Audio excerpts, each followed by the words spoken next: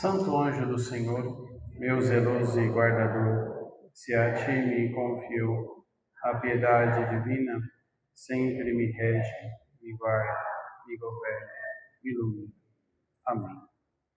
Muito bem, estamos hoje então na nossa última quinta-feira deste caminho espiritual que fizemos durante este tempo de Quaresma, falando sobre as doenças espirituais, que são os pecados, e o caminho de Deus para a nossa cura, porque Deus não criou o homem para o pecado. O pecado é um acidente de percurso na criação de Deus.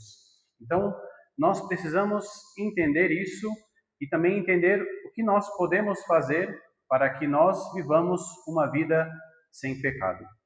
Então, hoje, nessa última quinta-feira, claro que sobrariam temas, nós precisaríamos falar muito mais sobre isso, mas vamos tentar fechar estas quinta-feiras para que nós saiamos daqui decididos de fato, entrar neste caminho de Deus, da santidade para cada um de nós.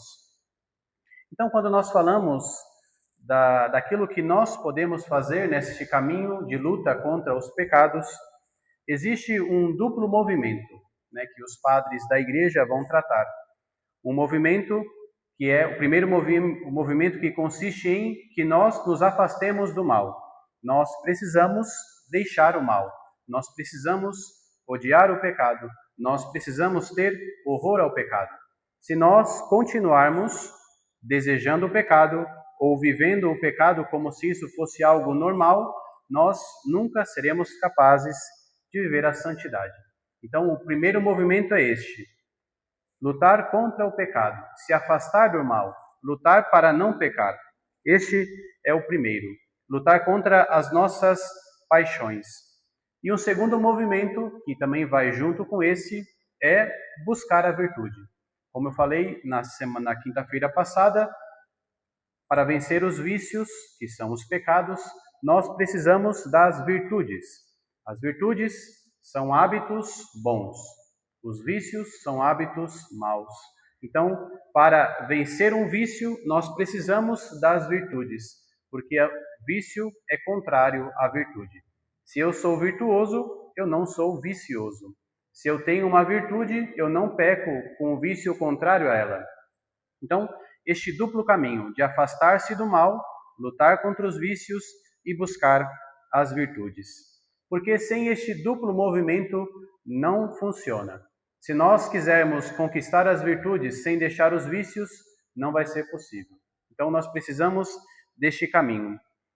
E essa busca inicial foi tratada pelos padres da igreja como a palavra que nós conhecemos hoje, que é a parte ascética, ascese.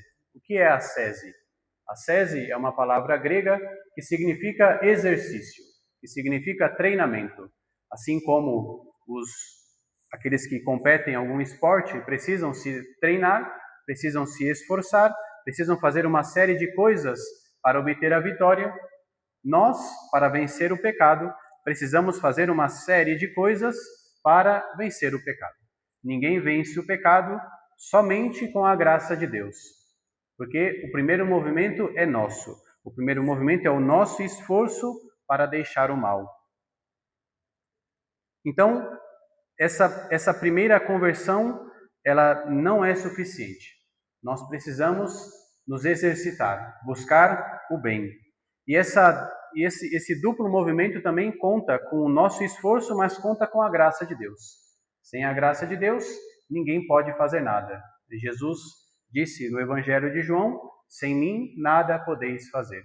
Portanto, o menor esforço que nós fazemos para melhorar vem da graça de Deus. Mas a graça de Deus não anula a nosso empenho, não anula a nossa vontade, não anula o nosso passo.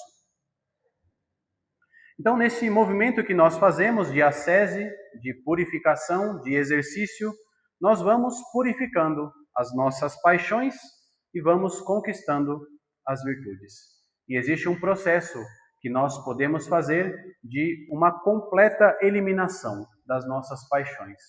Claro que é necessário um caminho, Claro que é necessário o nosso empenho, claro que é necessário um abandono à vontade de Deus, e além de todos os remédios que nós já tratamos aqui, que já falei nas quintas-feiras passadas, o remédio da Eucaristia, o remédio da confissão, o remédio da fé, do arrependimento, todos esses elementos são necessários. E para buscar uma vida virtuosa, que é uma vida de santidade, nós precisamos de algumas virtudes principais, que são, assim como existem os pecados capitais, existem virtudes que são essenciais para a nossa vida. E aqueles que estiveram nas quintas-feiras passadas podem lembrar que quando eu falei da parte das paixões desordenadas, eu falei que nós, seres humanos, todos nós temos isso, algo que nos leva a desejar possuir as coisas, que é a nossa paixão desiderativa, a paixão do desejo, de querer as coisas. Porque se nós não tivéssemos isso, nós seríamos robôs. Nós somos seres humanos e, portanto, faz parte de nós querer as coisas, desejar as coisas, buscar as coisas.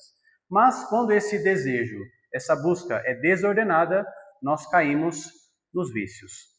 Então, por exemplo, é normal nós sentirmos fome, é normal nós queremos comer, é normal nós queremos tomar água, é normal nós queremos ter relação sexual. Faz parte da nossa natureza humana. Mas quando nós vivemos isso de forma desordenada, nós caímos nos vícios. Então, a virtude que nós precisamos para controlar, para equilibrar tudo isso que está desordenado, é a virtude da temperança. A temperança é a virtude que equilibra o que é justo, o que é necessário. Então, se eu sou uma pessoa temperante, eu, quando vou comer, como de forma equilibrada. Não como de forma desordenada, não como quando não tenho fome, não como somente para obter prazer. Eu, pela virtude da temperança, eu consigo um equilíbrio. Eu consigo equilibrar aquilo que está desordenado. Então, a virtude da temperança tem essa função de equilibrar. A princípio, a virtude da temperança equilibra, sobretudo, aquilo que se trata das nossas paixões mais humanas, que é o comer, que é a parte da relação sexual. Ela modera essas coisas. Mas depois disso, ela tende a moderar também todas as outras coisas. Tudo aquilo que em nós é desordenado, é desequilibrado, a temperança vem para equilibrar. Então, a primeira virtude que nós precisamos é a temperança. A segunda virtude que nós precisamos, que vem ligado àquilo que eu falei da parte agressiva que nós temos, todos nós seres humanos temos também a parte irascível dentro de nós, que é o quê? Conseguir aquilo que é difícil de conquistar. As coisas mais sublimes na vida são difíceis de conquistar. Aquilo que é belo é difícil de conquistar. Então, nós, seres humanos, precisamos. Deus nos criou com essa capacidade de nos irarmos para conquistar aquilo que é difícil de conquistar. Nós temos isso. Mas, da mesma forma, quando nós usamos isso de forma desordenada, nós usamos a nossa ira contra as pessoas, contra as coisas, contra nós mesmos. Então, há uma desordem. E a virtude, então, que nós usamos para combater isso é a virtude da valentia. Ou também, depois, foi chamada a virtude da fortaleza. A virtude da fortaleza ou da valentia nos ajuda a usar essa parte irascível que nós temos contra o pecado, contra as paixões, contra as tentações e contra os demônios. Então nós colocamos a nossa ira contra essas coisas. Então nós conseguimos vencer de forma mais, entre aspas, fácil os pecados, as tentações, porque existe em nós uma valentia, uma coragem de lutar contra esses pecados. E a terceira virtude que nós precisamos, e aí para dominar a nossa parte intelectual, a nossa razão, que é desordenada também, nós usamos a virtude da prudência. Com certeza você já ouviu essa palavra, né? Aquela pessoa é prudente, nós precisamos ser prudentes no trânsito, prudentes na forma de falar. Então hoje, infelizmente, nós temos uma concepção da prudência como uma pessoa cautelosa. Uma pessoa prudente é uma pessoa cautelosa, que vai devagar, que não chega chegando. Mas, na verdade, a prudência, na sua origem, significa a reta razão no agir. Quer dizer, quando nós somos prudentes, nós agimos de forma correta sempre. Nós encontramos o discernimento para fazer o que é correto sempre. Diante de uma escolha entre uma coisa ou outra, quando nós somos prudentes, nós escolhemos sempre aquilo que é correto. Nós não nos equivocamos, nós não erramos ao escolher as coisas. E com certeza, você e eu temos muitas coisas que escolher durante o nosso dia, diante dos nossos afazeres, diante dos nossos discernimentos. Nós constantemente somos chamados a escolher. Você amanhece escolhendo que roupa você vai vestir, se você vai trabalhar ou não vai, se você vai comer pão ou vai comer tapioca. Essas escolhas que são bobas, digamos assim, significam que nós, de fato, precisamos escolher muitas coisas. Mas se nós somos prudentes, se nós temos a prudência como virtude em nós, nós sempre escolhemos aquilo que é correto. E não só isso, nós conseguimos distinguir, diferenciar aquilo que é o bem e aquilo que é o mal. Porque nem sempre é fácil de encontrar, é fácil diferenciar o que é bom e o que é mal. Às vezes o mal vem disfarçado para nos tentar. Então, quando eu sou prudente, eu consigo escolher aquilo que é o correto, aquilo que é o bem para mim. E aí, a minha vida é conduzida sempre na vontade de Deus. E é por isso que São João Cassiano, um desses padres da igreja, dizia que a prudência é o leme da nossa vida. O leme é aquilo que conduz o barco. Então, a prudência conduz a nossa vida, sempre na direção correta. Então, por essas 3 virtudes que falei, nós vencemos estas tendências desordenadas da nossa vida. Agora, os padres do deserto também colocam outras coisas que são essenciais para a nossa cura, para o nosso caminho de cura. E uma das coisas que eles colocavam e viviam na prática é a necessidade de todos nós termos aquilo que eles denominam os pais espirituais, os mestres espirituais. E eles diziam que todos os seres humanos, todos nós precisamos de condução. Por quê? Quando eu estou numa vida de lutas, de tentações, estou me esforçando para encontrar o bem, nem sempre nós escolhemos o correto. Nem sempre para nós é claro o caminho. Nem sempre para nós é fácil encontrar a cura para os nossos pecados. Então, é nesse momento onde entra o papel dos mestres espirituais ou dos pais espirituais que ajudam a encontrar o caminho, ajudam a direcionar. E isso depois é o que a igreja denominou a direção espiritual. A direção espiritual é quando você se coloca diante de uma pessoa e ela te ajuda a encontrar os caminhos. Porque todos nós não conseguimos encontrar de maneira fácil aquilo que nós precisamos. Porém, os padres encontravam, e isso é muito fácil de encontrar também, uma certa resistência no ser humano a buscar isso. Todos nós temos uma resistência a buscar ajuda em outra pessoa, porque existe um orgulho em nós, existe um medo em nós em confiar, em nos abandonar, em contar sobre a nossa vida para outra pessoa. Além do orgulho que nós temos, porque nós pensamos, bom, eu não preciso de ajuda de ninguém, eu vou rezar e Deus vai me ajudar e eu vou dar todos os passos necessários e eu serei santo com Deus somente. Isso é um grande erro, é uma grande tentação do inimigo, porque ele sabe que quando nós estamos sozinhos, nós nos desviamos. Então, existe um orgulho dentro de nós que nos impede de buscar isso, de buscar esta ajuda. Mas nós precisamos entrar neste caminho para nos ajudar. Porque quando nós confiamos a nossa vida a alguém, a uma pessoa, e hoje a igreja, antigamente, esse ofício, digamos assim, era sobretudo dos sacerdotes, da direção espiritual, mas hoje a igreja, entendendo a necessidade, a escassez de sacerdotes que possam fazer essa tarefa, a igreja estendeu este ofício para outras pessoas, consagrados, religiosos, religiosas, que também podem fazer isso. Então, nós precisamos buscar, né, estas ajudas espirituais para a nossa vida. Porque quando eu me confio a alguém, eu vivo uma certa despreocupação, porque eu sei que estou sendo conduzido. Eu sei que alguém está me conduzindo. Eu sei que eu estou me deixando levar pela vontade de Deus e não pelo que eu quero.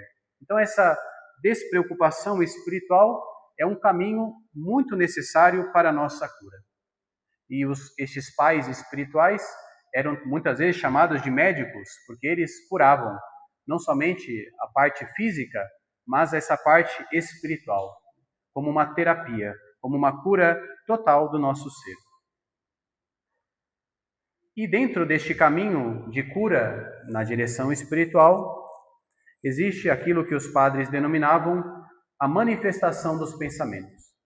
Se vocês lembrarem, quem esteve nas quintas-feiras anteriores, eu falei que o demônio nos ataca principalmente nos nossos pensamentos. Os nossos pensamentos são o campo de batalha onde Satanás e os seus demônios nos tentam, nos atacam. Porque ele sabe que é ali onde começa tudo. Ali no nosso pensamento é o início de todo o pecado.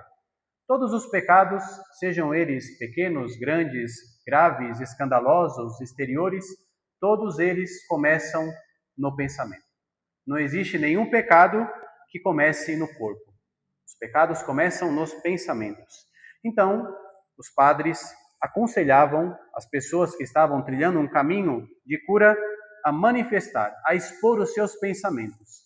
Claro, na direção espiritual, na confissão, porque este caminho de expressar um pensamento, sobretudo aqueles desordenados, ajuda a purificar, ajuda a trazer isso para fora, e quando você manifesta um pensamento, assim como quando você vai ao médico, você expõe a ferida para ele, a manifestação dos pensamentos funciona desta mesma forma, como expressar a minha ferida diante do médico. E é importante viver este caminho, é importante não omitir nada, porque existe um processo terapêutico nisso. E quem já viveu ou vive este processo da direção espiritual sabe do que eu estou falando. Muitas vezes você está em crise, tribulações, tentações, o mundo está desabando, não sabe o que fazer da sua vida, você chega na direção espiritual, começa a falar, fala. Quando você termina, parece que as coisas ficam mais claras. Parece que tudo aquilo que era difícil se ilumina, somente pelo fato de você expressar aquelas dificuldades. Então, o nosso caminho de cura passa por isso. Também é necessário combater os nossos pensamentos. Nós precisamos combatê-los. Como eu falei, todos os pecados nascem dos nossos pensamentos.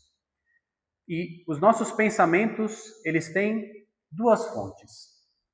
Uma fonte é o nosso próprio ser, as nossas memórias, as nossas vivências passadas, aquilo que nós já experimentamos na vida do pecado, a nossa imaginação, é uma fonte que é totalmente nossa. Então, eu posso ser tentado por mim mesmo. Nem tudo é culpa do demônio. Eu posso ser tentado pelos meus próprios vícios, pela minha própria inclinação. Mas também eu posso ser tentado pelo demônio. O demônio tenta nos pensamentos. Agora, estão me acompanhando até aqui? Muito bem. Existem algumas etapas na tentação que nós precisamos conhecer, porque nós somos tentados todos os dias, todas as horas, todos os minutos. Quem aqui não é tentado, atire a primeira pedra. Todos nós sofremos tentação. E nós precisamos conhecer qual é a técnica de Satanás para nos tentar, porque ele, nesse quesito, não mudou. Ele continua com a mesma história. Ele continua com o mesmo caminho de tentação. E nós continuamos caindo na mesma história. Então nós precisamos entender como funciona o processo de tentação na nossa vida. Então vamos acompanhar. O primeiro passo da tentação é a sugestão. O demônio sugere um pensamento, uma imagem, uma lembrança, uma ideia que quer nos tentar. Então isso é a primeira coisa. E isso pode acontecer em qualquer lugar. Você pode estar rezando, pode estar no trem, pode estar almoçando, pode estar fazendo o que for, pode vir uma tentação no seu pensamento, como algo que vem do nada, algo que vem de repente. Então isso é um ataque, isso é uma sugestão do demônio. Até aí não há pecado. Se você foi tentado com o pensamento, se você lutou, renunciou àquele pensamento, você saiu vitorioso. Mas acontece que nem sempre funciona assim, e nós permitimos que aquela ideia, aquele pensamento, aquela imagem seja alimentada. E aí é onde começa aquilo que os padres chamavam de vinculação ou diálogo. Nós começamos a dialogar com a tentação. Então, eu tive uma imagem, tive uma lembrança e eu começo a pensar sobre aquilo. Eu começo a imaginar aquela situação. Eu começo a colocar outras coisas. E aí começa um diálogo entre nós e a tentação. Então entra aí, já o diálogo. E este diálogo é feito de 2 graus, 2 níveis. O primeiro, onde nós somente dialogamos com aquilo, e o segundo, que é mais perigoso, onde esse diálogo começa a gerar em nós um certo prazer, um certo deleite. Por aquela imagem que nós temos, por aquela lembrança, nós começamos a nos deleitar com aquela ideia. Mas ainda tudo isso está no campo do pensamento. Ainda não há nada prático, ainda nós não pecamos no ato. Tudo isso está aqui, no nosso pensamento. E aí, depois dessa luta, onde nós começamos a dialogar, vem o consentimento. Nós, interiormente, consentimos com aquela tentação e nós decidimos que vamos pecar. Mas ainda não é o pecado em ato, ainda está no pensamento. Esse é o terceiro passo, o passo do consentimento. O quarto passo é o que os padres chamam de cautividade. Este consentimento que gera em nós a ideia do pecado, quando nós consentimos com ele, nós nos tornamos presos a ele. Se torna tão difícil a resistência ao pecado que é quase impossível você não pecar, porque já é algo que te aprisiona. Aquela ideia é tão forte no seu pensamento que você precisa fazer aquilo. Você precisa pecar. É como se você não conseguisse fazer outra coisa. E isso é a cautividade. E aí, diante destes passos, depois no quinto passo é o ato. Nós realizamos o pecado. Então veja que o pecado, o ato começa só no quinto passo. Existem 4 passos anteriores que estão no nosso pensamento. E o sexto passo é quando aquele pecado se torna uma paixão, se torna um hábito, se torna um vício. Nós nos tornamos dependentes daquilo. Nós precisamos repetir aquele ato como um vício. Assim como uma pessoa que tem um vício nas drogas, no álcool, ela é dependente daquilo, ela precisa fazer aquilo, nós também nos tornamos dependentes do pecado.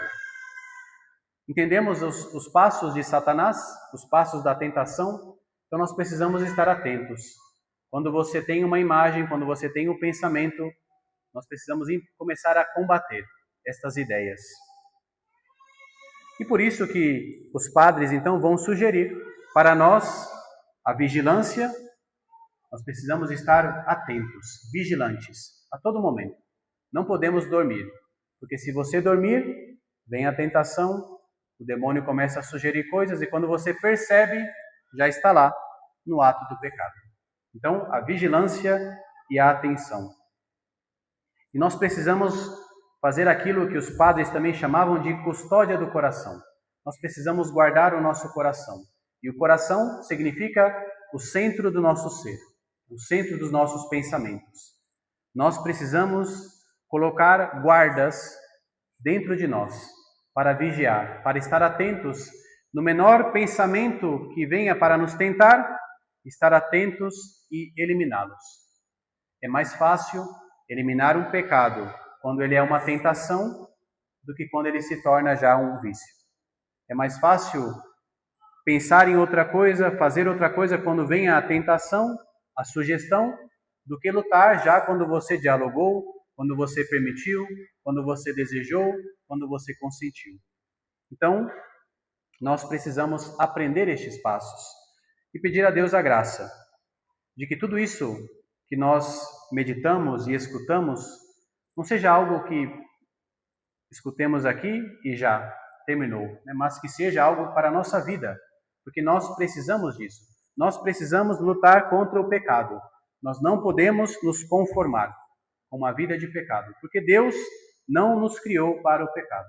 Deus nos criou para a santidade.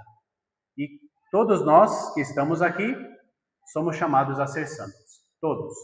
Todos nesta igreja são chamados à santidade. Mas para chegar lá, nós precisamos dar estes passos. É preciso se esforçar, é preciso buscar, é preciso desejar uma vida em Deus.